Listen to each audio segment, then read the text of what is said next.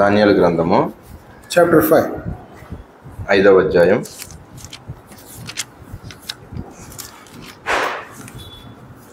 Last Bible class we studied up to 1, 2, 3, 4. 4 verses. పోయినసారి తరగతిలో మనము 5వ అధ్యాయంలో 1 నుంచి 4 వచనాల వరకు చూసుకున్నాము. Today we will see from verse 5 onwards. 5వ వచనం నుంచి ఈ దినము పఠనం కొనసాగిద్దాం. Just for refresh our memory, we will see a brief revision. ఒక్కసారి మనము జరిగింది గుర్తు తెచ్చుకున్నందుకు ఒకసారి దాన్ని రివిజన్ చేసుకుందాం. Belshazzar, the king, is Nebuchadnezzar's grandson. బెల్షస్సాజర్ అనేటువంటి ఇప్పుడు ఉన్నటువంటి రాజు, ఆయన నెబుకద్నెజర్ రాజుకి మనవడుగా ఉన్నాడు. And he wanted to drink wine ఆయన before 1,000 of his lords. 1000 మంది అధిపతుల ముందు ఆయన యొక్క ద్రాక్షారసము త్రాగుతూ ఉన్నాడు. So Proverbs 13:31 says it's not good for kings to drink wine. సామెతలు 31:4 ప్రకారంగా రాజులు ద్రాక్షారసం త్రాగడము అది మంచిది కాదు అని ఉంది. Because if they drink, they will speak perverse things and foolish things they will do. వాళ్ళు ఆ యొక్క ద్రాక్షారసం త్రాగిన తర్వాత వారు వెర్రి మాటలు మాట్లాడతారు. So it's not fit for them to drink wine. వాళ్ళకి ఆ యొక్క ద్రాక్షారసం తాగుట తగదు. Belshazzar commanded you bring all the vessels of the temple of God from Jerusalem. We want to drink in that temple vessels. యెరూషలేం నుంచి తెప్పించినటువంటి యొక్క పాత్రలన్నింటినీ తీసుకొని రండి, అందులో మేము ద్రాక్షారసం త్రాగుతాము అనేటువంటి ఉద్దేశంతో ఆయన తెప్పించుకున్నాడు. That vessels were brought from Jerusalem by Nebuchadnezzar. Nebuchadnezzar రాజు చేత ఆ యొక్క పాత్రలన్నీ కూడా ఆ బబులోనుకు తీసుకొని రాబడినాయి. And Nebuchadnezzar kept in his temple safe and secure. ఆయన ఆ యొక్క మందిరం, ఆయన దేవతా ఆలయంలో పెట్టుకున్నాడు, అది భద్రంగా ఉంచుకున్నాడు ఆయన అయితే. But Belshazzar has profaned the vessels of God. అయితే దేవుని యొక్క పాత్రలను ఆయన ధిక్కరించిన వాడిగా, లేకపోతే అవమానపరిచిన వాడిగా ఉన్నాడు. So that it's a sacred thing, sanctified vessels used only for the ministry or service of our God. అవి పవిత్రపరచబడినవి లేకపోతే అభిషేకించబడినటువంటి పాత్రలుగా ఉన్నటువంటివి, అవి దేవుని యొక్క పనికి మాత్రమే వాడాలి. So he wanted to drink, his princess, wives and also concubines wanted to drink in that cups. ఆ యొక్క పాత్రల్లో అక్కడ ఉన్నటువంటి అధికారులు కావచ్చు, వారికి ఉన్నటువంటి భార్యలు, ఉపపత్నులు కూడా ఆ దాంట్లో ద్రాక్షరసం పోసి త్రాగాలనుకున్నారు. So he did not know the consequence of doing that evil thing. ఆ యొక్క చెడు పని చేయడం ద్వారా వచ్చేటువంటి పర్యవసానాన్ని ఆయన తెలుసుకోలేకపోయాడు. He not only drinking in that, after drinking they praise their own gods of gold, silver, wood, stone, brass, everything they started praising. అది ఒక త్రాగిన తర్వాత ఆయన ఏం చేశాడంటే, అవి బంగారంతోను, వెండి, ఇత్తడి, ఇనుము, కర్రతో చేయబడినటువంటి దేవతలను ఆయన మొక్కుతూ వాటిని స్తుతించాడు. In Daniel chapter 3 verse 29 we have seen that Nebuchadnezzar has given an order, no one should speak against the God of Shadrach, Meshach and Abednego. ఆ యొక్క నెబుకద్నెజర్ రాజు అక్కడ ఉన్నటువంటి రాజ్యం అంతట్లో కూడా షద్రకు, మేషకు, అబేద్నెగో ఆయన వీరి దేవుడు, పూజారుడు, ఆయన దేవుడిని ఎవరూ కూడా తృణీకరించవద్దు అని చెప్పి ఆయన ఆజ్ఞ ఇచ్చాడు. Because after drinking they would have cursed our God. I gave the reference in Job chapter 1. అది ఆ యొక్క మా ద్రాక్షరసం తాగిన తర్వాత దేవుణ్ణి దూషిస్తారు. దానికి సంబంధించినటువంటి రిఫరెన్స్ కూడా యోబు 1వ అధ్యాయంలో మనం చూసుకున్నాము. Here these people drank in the temple vessels and praising their own gods. వాళ్ళు దేవుని యొక్క మందిరంలో ఉన్న ఉపకరణాల్లో వాళ్ళు ద్రాక్షరసం తాగి వారి యొక్క దేవుళ్ళని వారు స్తుతించుకున్నారు. So the lesson we learned at the end of that study is, we are the vessels of the Lord. We must know how to possess our vessels in sanctification. మనము దేవుడు ఏర్పాటు చేసుకున్నటువంటి పాత్రలుగా ఉన్నామని, మనము దేవుని యొక్క పాత్రలుగా ఏ విధంగా భద్రపరచుకోవాలి అనేటువంటి పాఠాన్ని మనం పోయినసారి చూసుకున్నాము. 1 Thessalonians chapter 4 verse 4 it is written, we are the chosen vessel. We must know how to possess ourselves in sanctification and honor. 1 తెస్సలోనికీయులకు రాసిన పత్రిక 4వ అధ్యాయం 4వ వచనంలో మనము ఆయన పాత్రలుగా ఉన్నామని దేవుని ఎరుగని అన్యజనుల వలె కామాభిలాష యందు కాక పరిశుద్ధత యందును ఘనత యందును తన తన ఘటమును ఎట్లు కాపాడుకోవలెను అది ఎరిగి ఉండుటయే దేవుని చిత్తము. We find that is the decree Nebuchadnezzar given to all the people in his province that no one should speak against God of heaven. ఆ విధమైనటువంటి ఆజ్ఞ అక్కడ నెబుకద్నెజర్ రాజు ఇచ్చాడు. ఎవరు కూడా శద్రకు మేషకు అబేద్నెగో రాజుని అదే దేవుణ్ణి ఎవరు కూడా వ్యతిరేకంగా మాట్లాడవద్దని చెప్పి. Now we'll go to from verse 5. Daniel, book of Daniel, chapter 5, verse 5. దానియేలు 5వ అధ్యాయము 5వ వచనము. ఆగడిలోనే మానవ హస్తపు వేళ్ళు కనబడి దీపము దగ్గర రాజు యొక్క నగరు గోడ పూత మీద ఏదో ఒక వ్రాత వ్రాయించున్నట్లు రాజు ఆ హస్తము వ్రాయట చూడగా అతని ముఖము వికారమైంది. చాలండి. In the same hour came forth fingers of a man's hand. అదే గడియలో ఆ గడియలోనే మానవ హస్తము వేళ్ళు కనబడి. So in the same hour we have reference in book of Daniel only which we have seen. మనము అదే గడియ అన్న దానికి సంబంధించి మనము యొక్క దానియేలు గ్రంథంలోనే దానికి సంబంధించినటువంటి రెఫరెన్స్లు కూడా చూసుకున్నాము. We have seen in chapter 3 that whoever is not worshipping his idol, the image, the same hour they will be put in the fiery furnace. ఎవరైతే ఆ యొక్క నిలబెట్టినటువంటి ప్రతిమకు నమస్కరించలేదో అదే సమయంలో అదే గడియలో వారందరినీ కూడా అగ్నిగుండంలో వేయడం మనం 3వ అధ్యాయంలో చూడగలుగుతాము. And 4th chapter we have seen that Nebuchadnezzar, when he told that this is not the Babylon I have built for my glory, for my majesty, he told. 4వ అధ్యాయంలో నెబుకద్నెజర్ రాజు చెప్తున్నాడు కదా, ఇదంతా కూడా నాకు మా బలాతిశయం చేత నా ప్రభావం చేత నా ఘనత కొరకే కట్టించుకున్న పట్టణం కదా అన్నాడు. Immediately the same hour he was driven out from the people. అదే సమయంలోనే ఆ సమయంలోనే ఆ యొక్క శబ్దము వచ్చింది. At the same hour he was driven, he was removed from the palace. He was sent to the open field, he ate grass like an ox. అదే సమయంలో ఆయన అక్కడి నుంచి రాజ్యం నుంచి తొలగించబడి పంపివేయబడ్డాడు. ఆయన గడ్డి మేసేటువంటి వాడుగా బహిరంగ ప్రదేశంలోకి తోలివేయబడ్డాడు.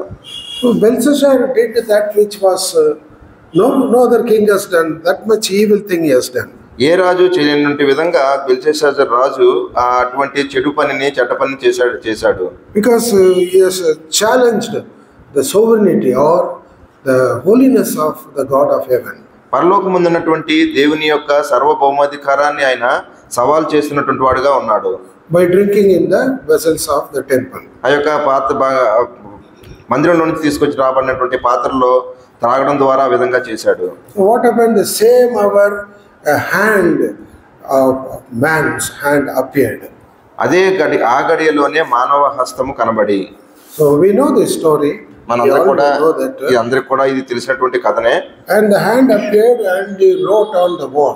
ఆ యొక్క హస్తము కనబడి గోడ మీద వ్రాస్తున్నట్టు కనబడింది. So the same hour the God is intervening or he is judging King Belshazzar. అదే గడియలోనూ దేవుడు కలుగు చేసుకొని ఆ యొక్క బెల్షస్సాజరుకు తీర్పు తీరుస్తూ ఉన్నాడు. So if we sin against one another, Lord gives time to repent. If we sin against anybody, మనము ఒక విధంగా ఎవరి పట్ల అయినా అటువంటి విధంగా పాపం చేసినట్లయితే God gives time for us to repent. మనకి దేవుడు పశ్చాత్తాపడటానికి సమయం ఇస్తూ ఉన్నాడు. If you are dishonoring God, and the Lord will immediately send a judgment. అయితే దాన్ని దేవుడు ఇచ్చినటువంటి సమయాన్ని మనము తృణీకరించి ఉన్నట్లయితే దేవుడు దానికి సంబంధించినటువంటి తీర్పును పంపిస్తాడు. Examples many are there in the Bible. బైబిల్లో అటువంటి ఉదాహరణలు చాలా ఉన్నాయి. First Moses. మొట్టమొదటిగా Moses. So he said Moses when the Lord told to speak to the rock, he smote the rock 2 times. ఎప్పుడైతే దేవుడు రాతిని కొట్టు అని చెప్పాడో మోషే ఆ విధంగా చేయకుండా 2 సార్లు ఆ యొక్క బండను కొట్టాడు. Numbers chapter 20 verse 11. సంఖ్యాకాండము 20వ అధ్యాయము 11వ వచనము. అప్పుడు మోషే తన చెయ్యి ఎత్తి 2 మార్లు తన చేతితో ఆ బండను కొట్టగా నీళ్లు సమృద్ధిగా ప్రవహించెను. సమాజమును పశువులను త్రాగెను. Next verse you see God's punishment or judgment immediately comes to Moses Aaron also. తర్వాత ఆ యొక్క వచనం చూసినట్లయితే మోషే మీదకి అహరోను మీదకి కూడా ఆ యొక్క దేవుని యొక్క తీర్పు రావడం మనం గమనిస్తాము. Next verse, 12. 12. అప్పుడు యెహోవా మోషే అహరోనులతో, నేను ఇశ్రాయేలు ప్రజల ఎదుట నా పరిశుద్ధాత్మను సన్మానించినట్లు నన్ను నమ్ముకొనిపోతుంది. కనుక ఈ సమాజంలో నేను వారికి ఇచ్చిన దేశంలోనికి మీరు తోడుకుని పోరని చెప్పాను. Immediately Lord told the judgment. Why what Moses and Aaron did? Very next verse Lord has told you are not going to enter Canaan. దేవుడు చెప్పింది చేయకుండా వేరే విధంగా మోషే అహరోనులు చేసిన కారణాన్ని బట్టి తర్వాత వచనంలోనే వారికి వాగ్దాన దేశమైనటువంటి కానాన్లో ప్రవేశింపరు అని దేవుడు చెప్పాడు. And another example, ఇంకొక ఉదాహరణ, when they brought the Ark of Covenant in the cart, the bullock cart, it stumbled. Uzzah, he has put forth his hand. Immediately Lord has struck him, smote him, and he died there only. మందసము తీసుకొని వస్తున్నప్పుడు, ఎడ్ల బండి మీద మందసం తీసుకొని వస్తున్నప్పుడు ఆ యొక్క అది ఊగి కింద పడిపోయేటువంటి సమయంలో ఉజ్జియా చేయి పెట్టాడు. వెంటనే ఆ యొక్క శిక్ష ఉజ్జియా మీదకి వచ్చింది. 1 Chronicles chapter 13 verse 9 and 10. మొదటి దినవృత్తాంతంలో 30వ అధ్యాయము 13:1-3. క్షమించండి 13వ అధ్యాయము. నీతోను కళ్యాణంలోకి వచ్చినప్పుడు ఎడ్లకు కాలు జారినందున మందసమును పట్టుకొనవలని ఉజ్జియా చేయి చాపగా యెహోవా కోపము అతని మీద రగిలిపోయినది. అతడు తన చేయి మందసమును అతని చాపగా ఆయన అతని పుట్టిన కనుక అతడు అక్కడే చనిపోయింది. Immediately you see that another example. Uzzah has touched the Ark of Covenant. Lord smote him there only, that spot. దేవుని యొక్క మందసాన్ని ఆ యొక్క ఉజ్జియా ముట్టుకున్న వెంటనే ఆ యొక్క శిక్షను రావడం చూస్తాం మనం. One more example. ఇంకొక ఉదాహరణ, We know that Uzziah, the king of Judah, Uzziah యోధా రాజుగా ఉన్నటువంటి Uzziah, and he has done something he is not supposed to do, that in the temple he has put incense. He wanted to offer incense, which only the high priest has to do. ఆ యొక్క ప్రధాన యాజకుడే వేయవలసినటువంటి ఆ యొక్క ధూపాన్ని ఉజ్జియా వేసేది మనం గమనించగలము. When he put the incense in the censer and he went, immediately Lord struck and he got leprosy there only. ఆ యొక్క ధూపం వేయటానికి ఆ యొక్క ధూపార్తిని తీసుకొని వెళ్ళినప్పుడు వెంటనే ఆయనకి ఆ యొక్క కుష్ఠరోగం రావడం మనకు తెలుసు.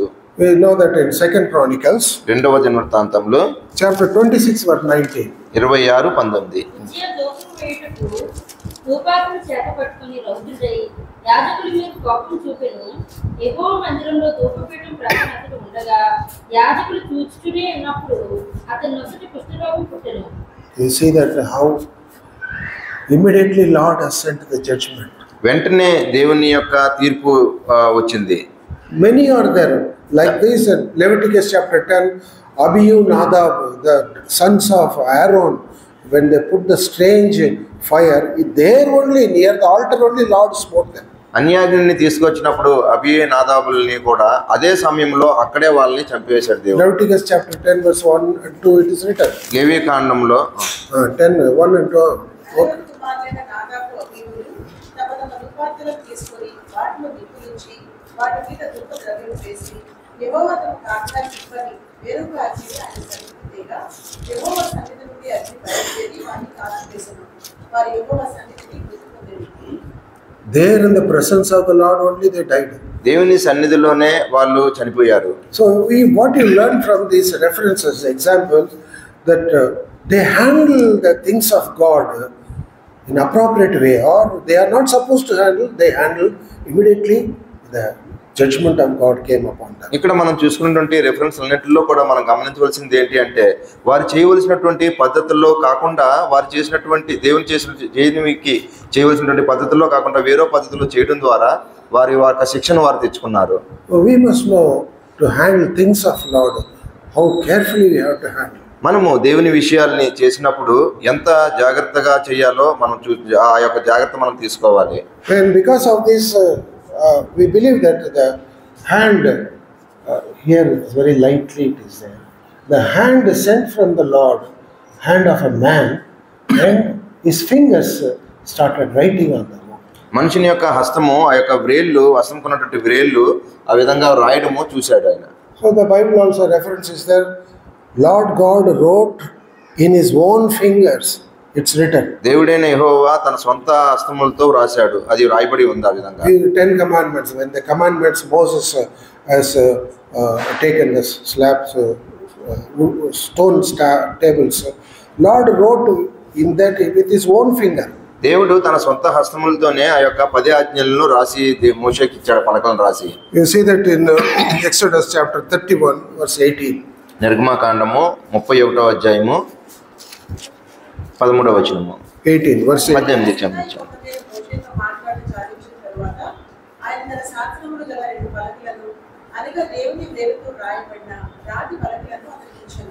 So it is by the finger of the Lord it was written there on the tables. దేవుని యొక్క వ్రేలే ఆ యొక్క రాతి పలకల మీద వ్రాసింది. Same thing is repeated in Deuteronomy chapter 9 verse 10. ఇదే విషయాన్ని ద్వితీయోపదేశకాండము 9వ అధ్యాయం 10వ వచనంలో ఉంది. అప్పుడు దేవుని వేలుతో రాయబడిన 2 రాతి పలకలను యెహోవా నాకు అప్పగించెను. నేను కూడి వచ్చిన దినమున ఆ కొండ మీద అగ్ని మధ్య నుండి యెహోవా మీతో పలికిన వాక్యములన్నీ వాటి మీద ఉండేది.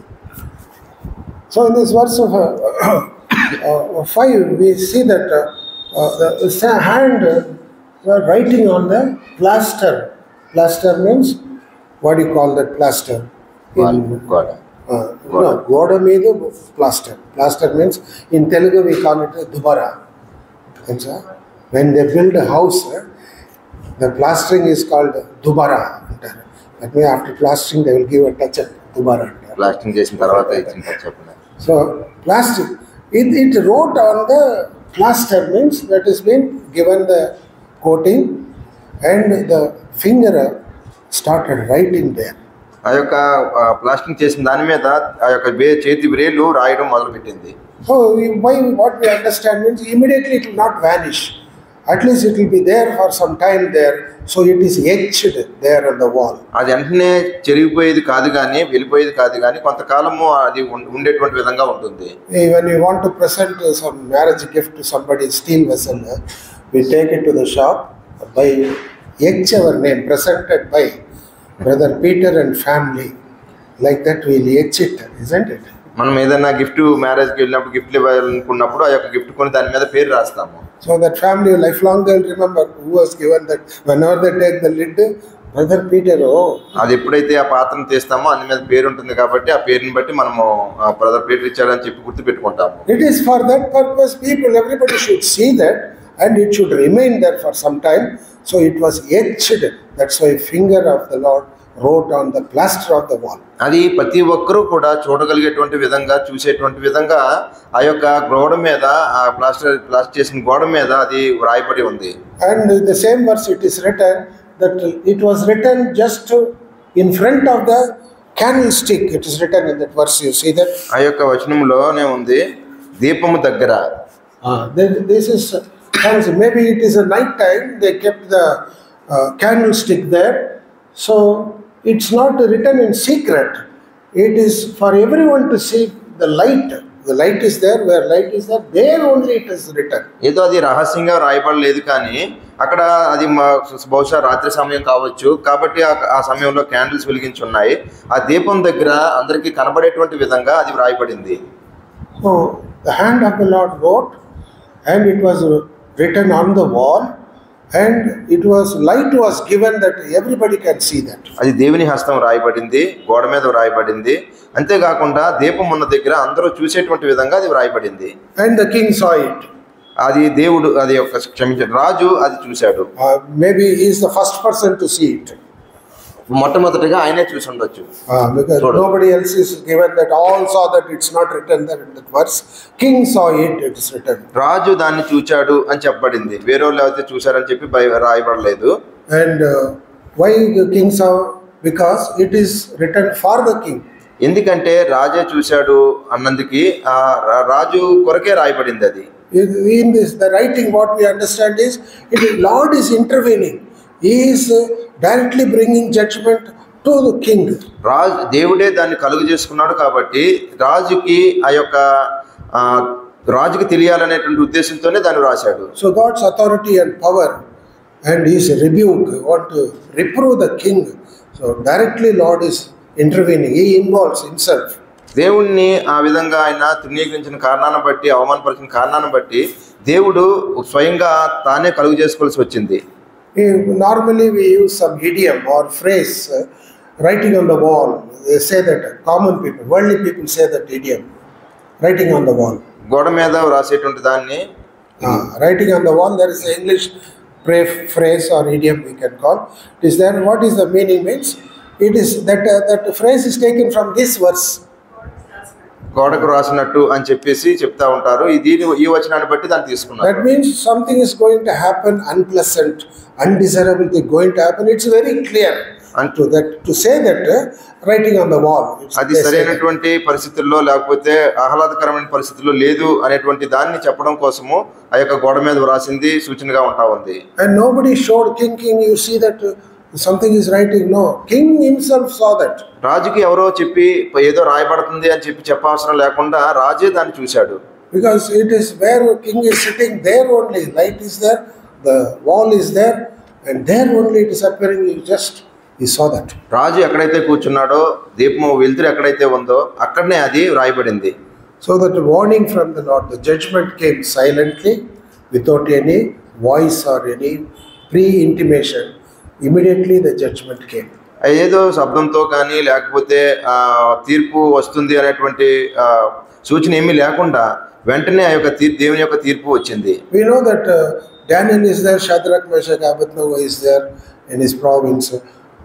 Lord did not send them, go and warn the king, he is doing something wrong. Lord did not send them. అక్కడ దానియేలు ఉండొచ్చు, లేకపోతే షద్రక్ మేషక్ అబేద్నెగోలు ఉండొచ్చు. దేవుడు వారికి ఏం చెప్పలేదు, నువ్వు అక్కడికి వెళ్ళి అక్కడ చెడ్డ విషయం జరుగుతుంది, మీరు వెళ్ళండి అని చెప్పలేదు. Directly Lord is dealing with the king. దేవుడే ఆ యొక్క రాజుతో ఆ విధంగా ఆయన డీల్ చేస్తా ఉన్నాడు. So what lesson if we learn from this? ఇక్కడ మనం నేర్చుకోవాల్సిన పాఠం ఏంటి? It's a very fearful thing to fall in the hands of the living God. సజీవమైనటువంటి దేవుని హస్తములలో పడ్డం అనేటువంటిది చాలా భయంకరమైన విషయం. అది Hebrews chapter 10. హెబ్రీ పత్రిక 10వ అధ్యాయము verse 31 it is written. 31వ వచనము. Hebrews chapter 10 verse 31. 10:31 Hebrew. So we should be very careful. The believers especially, exclusively believers who know Lord Jesus Christ, we should be very careful. యేసుక్రీస్తు ప్రభుని ఎవరైతే తెలుసుకున్నారో, మరి ముఖ్యంగా విశ్వాసులైనటువంటి వారు చాలా జాగ్రత్తగా ఉండాలి. We should not dishonor Lord. దేవుణ్ణి అగౌరవపరచకూడదు. Lord is supreme and is sovereign. He is above everything. ఆయన అన్నిటికంటే అత్యున్నతంగా ఉన్నటువంటి వాడు, సర్వభౌమాధికారం కలిగినటువంటి దేవుడిగా ఉన్నాడు. We know that the king Nebuchadnezzar exalted himself, pride. Lord has hit him and he became animal. మనం తెలిసిన విధంగా నెబుకద్నెజరు తను తాను హెచ్చించుకున్న కారణాన్ని బట్టి దేవుడు అప్పటికప్పుడే ఆయన కొట్టినటువంటి వాడుగా ఉన్నాడు. And the lesson in chapter 4 was that till he learns that the most holy, he rules in the kingdom of man. To teach that lesson, everything has happened to King Nebuchadnezzar. ఆ యొక్క సర్వోన్నతమైన దేవుడు సమస్త రాజ్యాల మీద అధికారి అయి ఉన్నాడు, సజీవమైనటువంటి దేవుడు అని తెలుసుకున్నంత వరకు కూడా ఆయనకి మళ్ళీ తిరిగి ఆ యొక్క రాజ్యం రాలేదు. The kingdom was restored unto him because he gave respect to the vessels of the temple of God. దేవుని యొక్క సన్నిధిలో ఉన్నటువంటి పాత్రలు ఏవైతే ఉన్నాయో వాటికి ఆ యొక్క రాజు గౌరవించాడు, కాబట్టి ఆయన తిరిగి ఆ యొక్క రాజ్యానికి రాగలిగాడు. Here in this chapter, Belshazzar, he has dishonored Lord, the judgment of God came directly upon him. దేవుని యొక్క తీర్పును లేకపోతే దేవుణ్ణి అగౌరవపరిచిన కారణాన్ని బట్టి బెల్షస్సాజర్ రాజుకి ఆ యొక్క తీర్పు వెంబడే వచ్చింది. Now verse 6, 6వ వచనము. Then the king's countenance was changed and his thoughts troubled him, so that the joints of his loins were loosened and his knees smote one against another. అతని ముఖం వికారమాయను, అతని మనసునందు కలవరపడగా అతని నడుము కీళ్ళు వదిలి అతని మోకాళ్ళు గడగడ వణుకుచు కొట్టుకొని చుండెను. The countenance changed means his appearance, his look, what the other people saw, it has changed. ఇతరులు చూసేటువంటి ఆ ముఖ కవలికలన్నీ కూడా మారిపోయినాయి అవి. That means there is a difference in his appearance that shows that he is terrified, he is very deeply afraid of something. ఆయన భయపడుతున్నట్టు లేకపోతే ఆయన అటువంటి పరిస్థితుల్లో ఉన్నట్లు కనబడుతూ ఉన్నాడు. So we know that he called thousands of his lords and all his family members. Definitely he would have come with a beautiful dress and very good look. He could have come.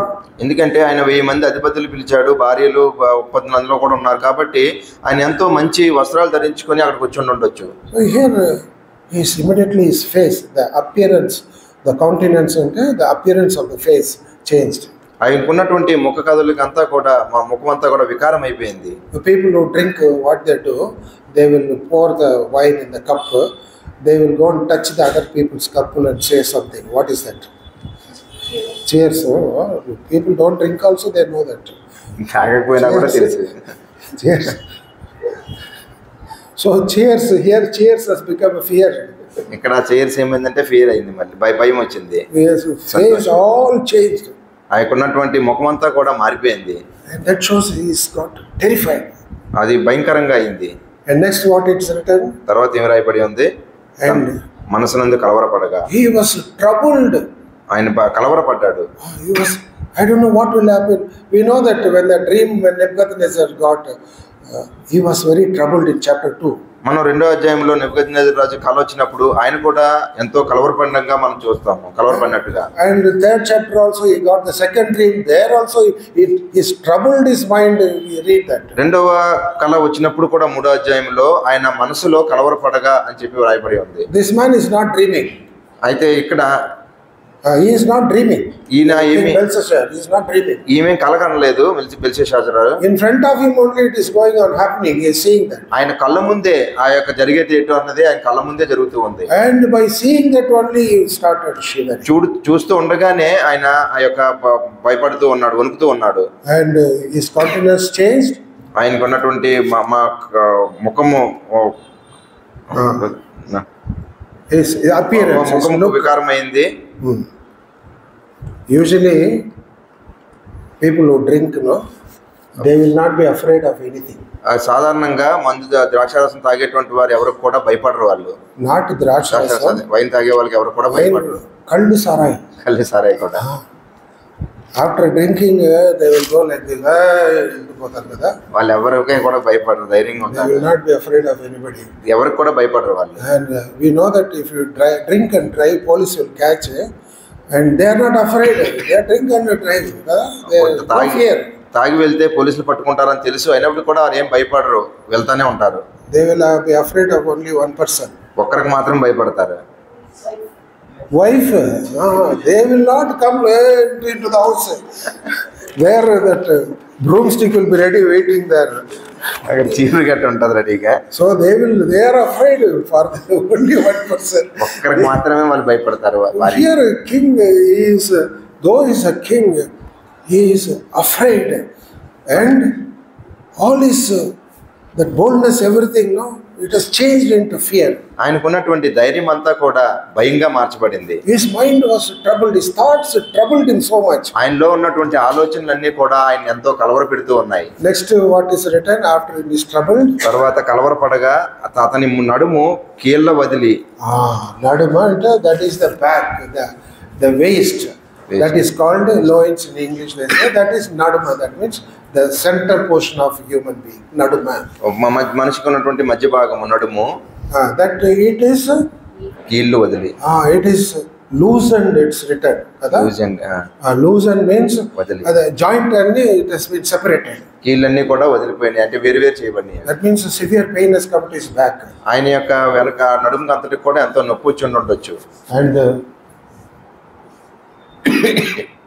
you see that he lost his strength and he sat there. ఆయనకున్నటువంటి బలమంతా కూడా కోల్పోయి ఆ విధంగా కూర్చున్నాడు. See, if we have a back pain, ఒకవేళ మనకు బాగా నడుము నొప్పి ఉన్నట్లయితే we cannot walk properly. సరైన విధంగా నడవలేము, We cannot run. పరిగెట్టలేము. A heavy object, can you lift? You cannot lift. బరువుగా ఉన్నటువంటి వాటిని ఏమి కూడా తీయలేము మనము. So they will be walking like that. నడుము వంచుకొని నడుస్తూ ఉంటాం. That is the effect. That shows the strength of a person. It is revealed in the back. ఆ యొక్క మనిషికున్నటువంటి బలం అంతా కూడా నడుము చూపిస్తుంది. And what happens? That strength has gone. ఆయనకున్నటువంటి బలం అంతా కూడా పోయింది. Job also writes that. దాని గురించి యోబు కూడా రాస్తాడు. Job chapter 40 verse 16. 40:16. Job 40 verse 16. యోబు 40:16. దాని శక్తి So here everybody's strength is in the back, and this strength, what has happened? He became loose. He lost that strength, and he sat down, collapsed in front of people. ఆయనకున్నటువంటి బలం అంతా నడుములో ఉంటుంది కాబట్టి ఆ యొక్క నడుము కీళ్ళు వదిలేయి అందు విషయమే అందరి ముందు కూడా ఆ విధంగా పడిపోయాడు ఆయన. 200 years before this only, prophet Isaiah wrote about this thing going to happen to the king. ఈ యొక్క రాజుకి ఈ విధంగా జరుగుతుందని చెప్పి 200 సంవత్సరాల క్రితమే యెషయా ప్రవక్త దీని గురించి వ్రాసాడు. Isaiah 45 verse 1. యెషయా 45:1. Isaiah. నా జనులను జయించుటకు నేను అతని కుడి చేతిని పట్టుకొని ఉన్నాను. నేను రాజుల నడికట్లను విప్పెదను, ద్వారములు అతని ఎదుట వేయబడకుండా తలుపులు తీసేదను అని యెహోవా తాను అభిషేకించిన కోరేషుని గురించి సెలవిచ్చుచున్నాను. He will loosen the నడికట్లు. నడికట్లు, అదే same thing, loins. He will loosen. This is what happened to Belshazzar, but Lord has told 200 years back only, he returned and kept. ఇది నెబుకద్నెజర్ రాజుకి అప్పుడు జరిగింది. కానీ అయితే 2000 దానికంటే ముందు 200 సంవత్సరాల క్రితమే యెషయా ఇది యెషయా చేత దేవుడు రాయించి ఉంచాడు. So in that 45:1 in verse Isaiah, it's connected to Cyrus. Cyrus we'll see in the last verse how he is connected to this. అయితే ఇది కోరేష్ గురించి రాయబడి ఉంది. అయితే ఈ కోరేషు చివరగా మనకి వస్తాడో అది ఏ విధంగా కూడా దానికి జతపరచబడుతుందో చూసుకోవచ్చు. When we come to the last verse, we will see that how Kores is involved in this incident. మనము ఈ యొక్క ఈ అధ్యాయం చివరికి వచ్చేసరికి ఈ యొక్క కోరేషు ఏ విధంగా ఇందులో ఇమర్చబడి ఉన్నాడో కూడా దాన్ని మనం చూడొచ్చు. So before that is just maybe some few hours back, before only this is happening to the king Belshazzar. కొన్ని గంటల ముందే ఈ విషయాలన్నీ కూడా బెల్షస్సర్ రాజుకి జరిగినాయి. So his strength he lost. ఆయనకున్నటువంటి బలం అంతా కూడా పోయింది. So that's what in verse 6 it is written. His loins were loosened. ఆయనకున్న నడుము కీళ్ళు వదిలి And his knees started hitting one another. అతని మోకాళ్ళు గడగడ వణుకుచు కొట్టుకొని చుండెను. So that will happen only when you are in extreme fear. It will happen. ఎంతో భయపడినప్పుడు మాత్రమే ఈ విధంగా జరుగుతుంది. Usually in the schools, children are given go and speak in the stage. It's called stage fear. They will go and they will be shivering. Oh, I cannot speak. What will happen? They will have that. ఏదైనా చిన్నపిల్లల మధ్యలో చూస్తాం, school పిల్లల మధ్యలో వాళ్ళు వెళ్ళి stage మీద ఏమైనా మాట్లాడమన్నా ఏమైనా చెప్పమన్నా అటువంటి విధంగా భయపడేది స్టేజ్ ఫియర్ ఉంటుంది. ఆ విధంగా భయపడతా ఉంటారు. When I gave first time testimony also, it was good that it was like a pulpit. So my legs were hit and so my legs were shaking. Nobody could see.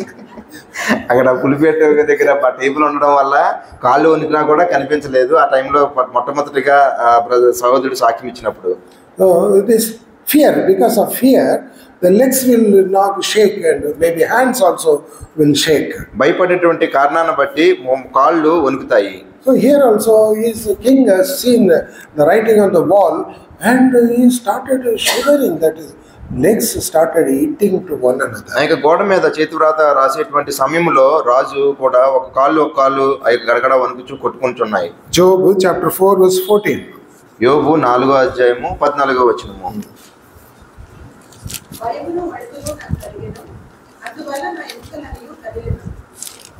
So here is because of the fear and his legs are knocking one to another knees, and it is because of the fear. ఈ యొక్క కాళ్ళు ఒకటికొకటి కొట్టుకోవడం కానీ వణకడం కానీ ఇది భయం ద్వారానే కలుగుతుంది. The same thing is written in Psalms 55 verse 5 also. ఇదే విషయాన్ని కీర్తనలు 55:5లో కూడా రాయబడి ఉంది. 55:5.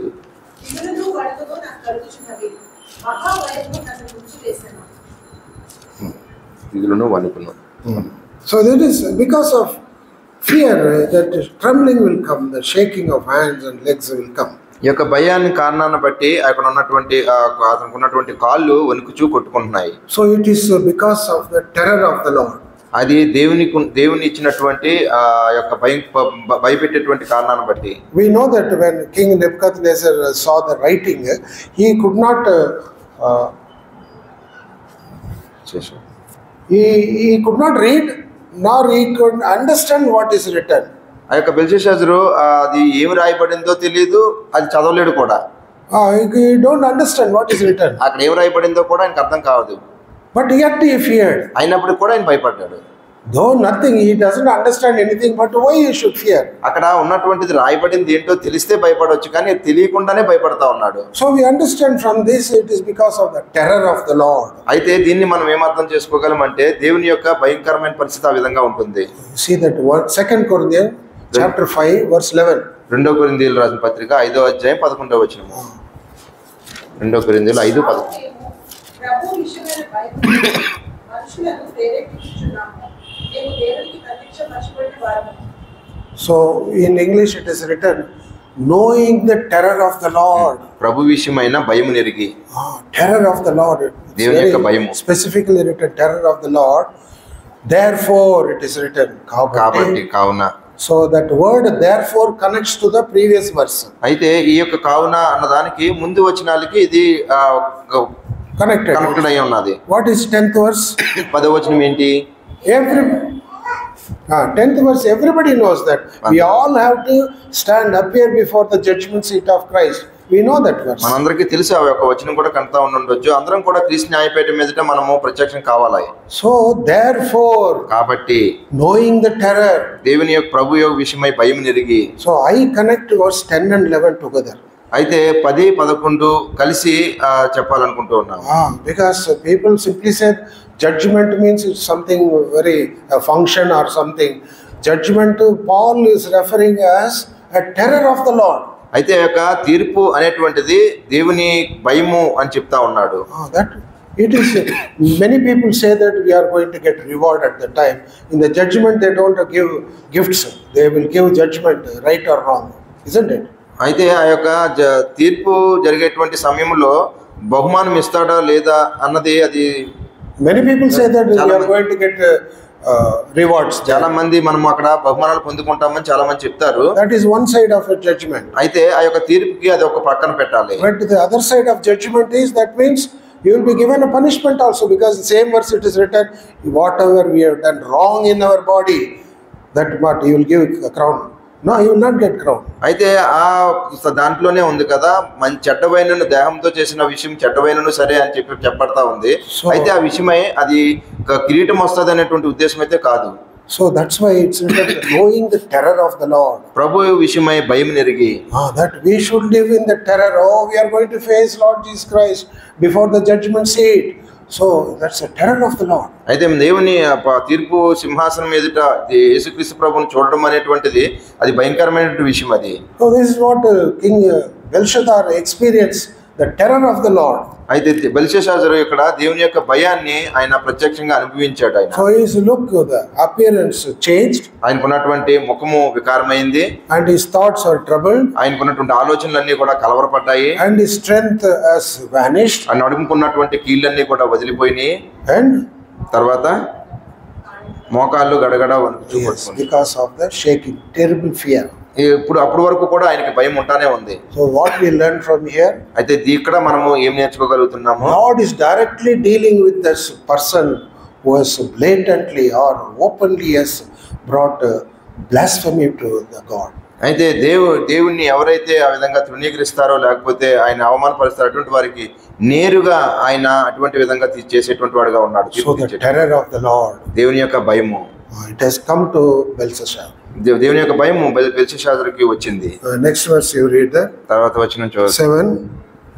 రాజు గారడి విద్య గల వారిని కల్దీయులను జ్యోతిష్యులను ఆతురంతో ఆజ్ఞయించి బబులోనులోని జ్ఞానులు రాగానే ఇట్లనెను. ఈ రాగను చదివి దీని బాగుందో నాకు తెలియజెప్పు వారంలో వారి భూతాలను వస్త్రము కట్టుకుని తన మెడకు సువర్ణమయమైన కంఠభూషణం ధరింపబడ్డ వారై రాజులలో 3వ అధిపతిగా వెలుగు.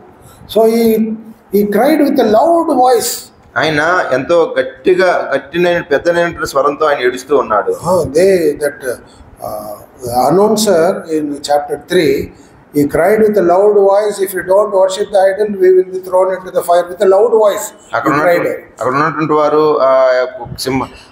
ప్రతిమకు నమస్కరింపని వాడు ఎవడో వాడందరూ కూడా అగ్నిగుండంలో వేయబడినని బిగ్గరగా అయినటువంటి స్వరంతో చెప్పారు. అప్పుడు Here Belshazzar also cried with a loud voice. ఇక్కడ బెల్షస్సాజరు కూడా బిగ్గరమైనటువంటి స్వరంతో చెప్తా ఉన్నాడు. So that everybody could hear it. అందరూ కూడా వినాలి అనే ఉద్దేశంతో. That maybe the soldiers are standing outside the party zone. They are having liquor party zone, just maybe away from them, far. ఒకవేళ సైనికులు ఆ యొక్క పార్టీ అయినటువంటి స్థలంకు బయట ఉండొచ్చు. Example, ఉదాహరణకి anybody is NCC లో ఉన్నారు, NCC, anybody has gone? So all will be putting left right.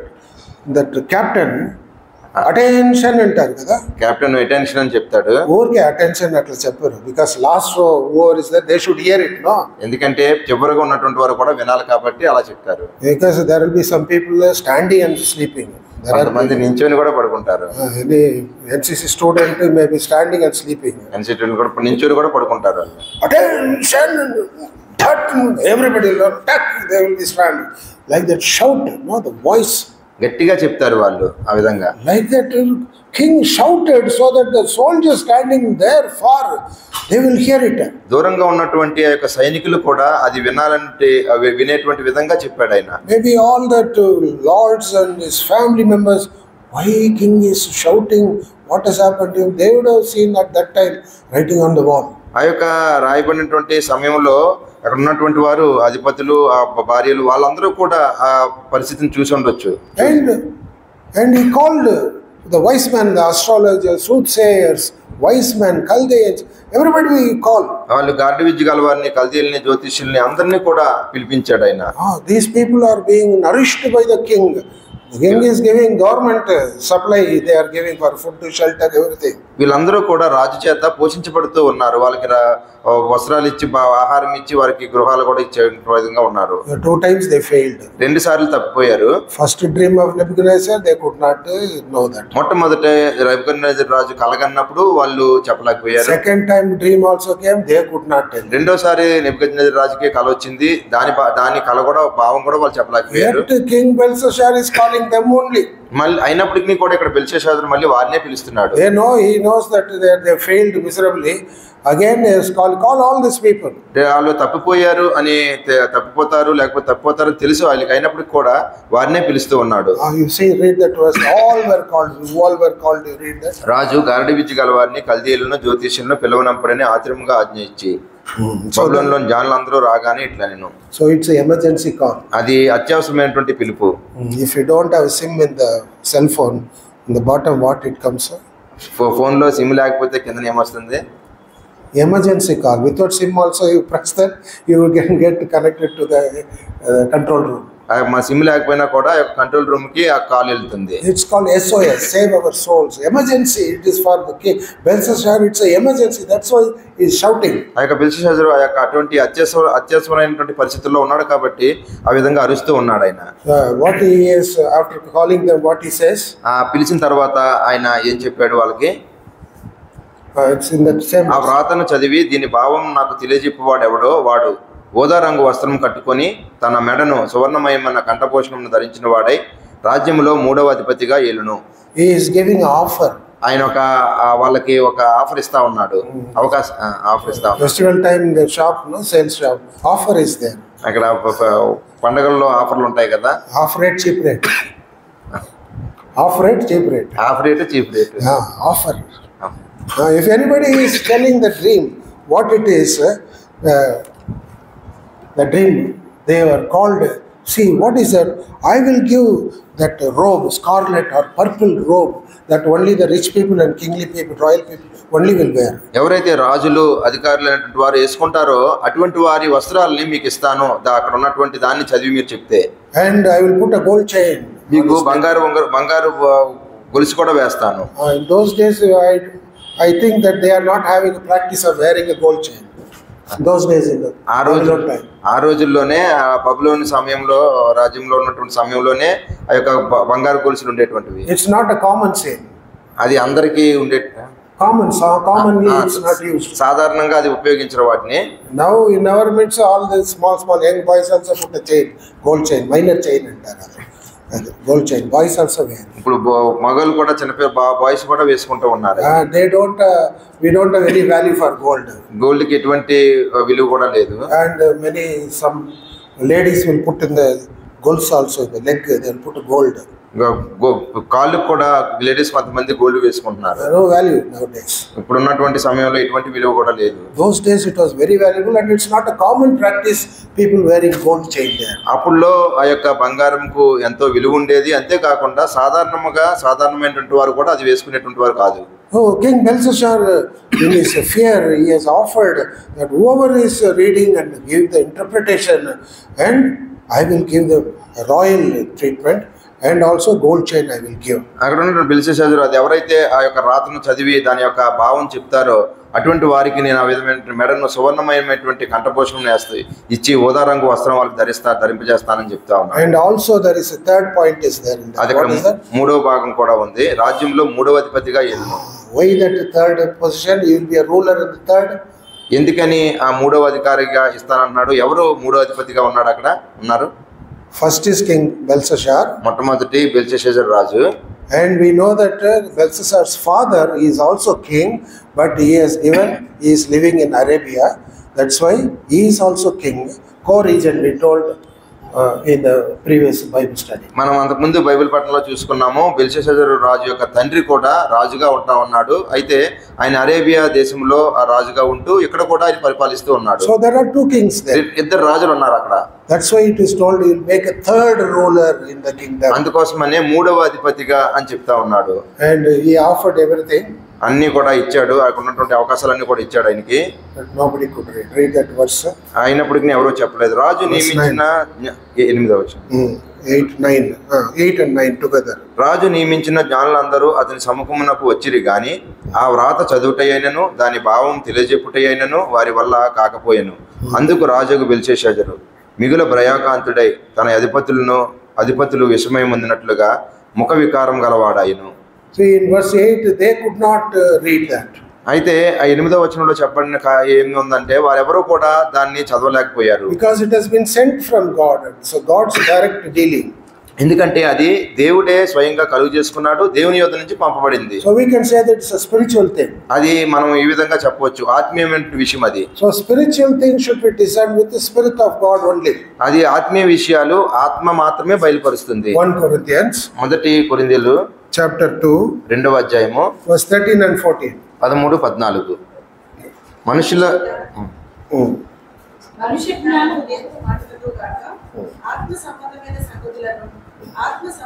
సంగతులతో సరిచూచుచు ఆత్మనేపు మాటలతో వీటిని గురించే నేను బోధించుచున్నాను. See here we find that the spiritual things should be discerned with the Spirit of God only.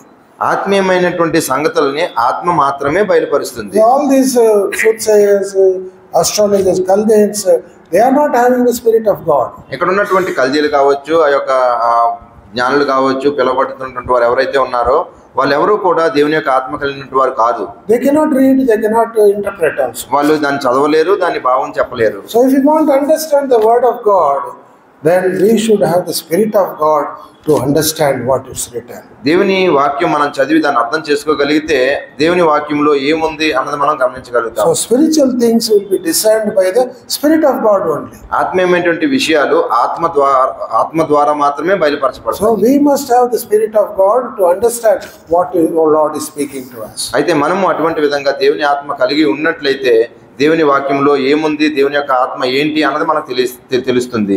Now in verse 9 9వ వచనము అందుకు రాజుకు బెల్షస్సరు మిగుల భయాక్రాంతుడై తన అధిపతులు విస్మయం పొందినట్లుగా ముఖ వికారము గలవాడాయను. See here in verse 6 he was troubled. 6వ వచనంలో ఆయన కలవరపడ్డాడు. Here in verse 9 he greatly troubled. 9వ వచనంలో భయాక్రాంతుడై అని రాయబడి ఉంది. That is why you see that his face, everything, he is greatly fearing. ఆయన యొక్క ముఖం గాని ఆయన చాలా భయాక్రాంతులైనటువంటి విధంగా ఉన్నాడు. Because Lord is dealing the matter. ఎందుకంటే ఆ యొక్క ఉన్నటువంటి పరిస్థితిని దేవుడే డీల్ చేస్తా ఉన్నాడు. And the judgment of the Lord has come immediately to him. ఆ దేవుని యొక్క తీర్పు చాలా తొందరగా వచ్చింది. There is no time for repentance. అక్కడ పశ్చాత్తాపడడానికి సమయం లేదు. We should also, when the Lord convicts us of something that this is wrong, immediately we should confess. దేవుడు మనతో ఆ విధంగా మన యొక్క మనసాక్షితో మాట్లాడినప్పుడు వెంటనే దాన్ని ఒప్పుకునేటువంటి వారంగా ఉండాలి. We should not postpone, let me see afterwards. తర్వాత చూద్దాంలే అనేటువంటి విధంగా మనము దాన్ని మనం పోస్ట్ పోన్ చేసుకోకూడదు. So what we learn here, ఇక్కడ మనం ఏం నేర్చుకోగలుగుతాము? So we must honor God in all our things. అన్ని విషయాల్లో కూడా దేవుణ్ణి గణపరచాలి. And we have to discern the spiritual things with the Spirit of God. దేవుని యొక్క విషయాల్ని ఆత్మ ద్వారా మాత్రమే మనం వివేచింపగలుగుతాం. And we should be very much conscious about our judgment. We are going to face the judgment seat of Christ. అంతేకాకుండా దేవుని యొక్క సింహాసనం ఎదుట, క్రీస్తు న్యాయపీఠం ఎదుట మనము ఆ యొక్క తీర్పు తీర్చబడేటువంటి వారంగా ఉన్నాము. So that means when the Lord comes, we will have boldness to stand before the Lord. అయితే దేవుని ఎదుట మనము ధైర్యం గలవారమై ఉండగలిగేటువంటి వారంగా ఉండాలి. We will not be ashamed. మనము సిగ్గుపడనక్కర్లేనటువంటి వారంగా ఉండాలి. This is what the lesson is giving. Lord is speaking to us from verse 5 to 9. ఇక్కడ 5వ వచనం నుంచి 9వ వచనం వరకు దేవుడు ఈ విధంగా మాట్లాడుతూ ఉన్నాడు. So may the Lord help us to understand what the Lord is speaking to us. దేవుడు మనతో ఏం మాట్లాడాడు అన్నది మనము అర్థం చేసుకోవడానికి ప్రయత్నం చేద్దాం.